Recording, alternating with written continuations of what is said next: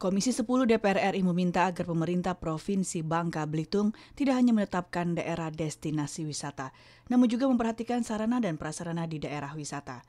Usai kunjungan kerja ke kota Pangkal Pinang, Provinsi Bangka Belitung baru-baru ini, anggota Komisi 10 DPR RI Ledia Hanifa Amalia mengatakan, pemerintah provinsi harus mempertimbangkan kenyamanan wisatawan di objek wisata, baik berupa tempat bersejarah maupun keindahan alam.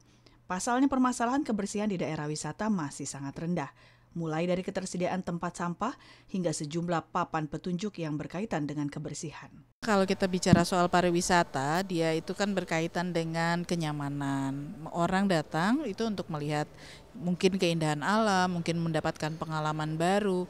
Tentu ada hal-hal standar yang harus dipenuhi. Di antaranya misalnya standar kebersihan. Nah, kita punya problem banyak tempat pariwisata kita yang ternyata standar kebersihannya rendah.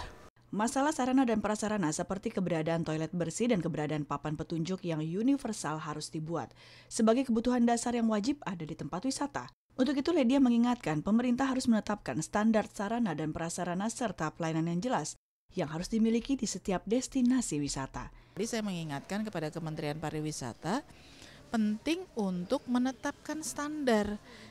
Jangan cuma menetapkan 10 daerah destinasi pariwisata. Standar minimalnya A, B, C, D, E-nya itu termasuk yang tadi saya sebutkan itu menjadi satu hal yang penting.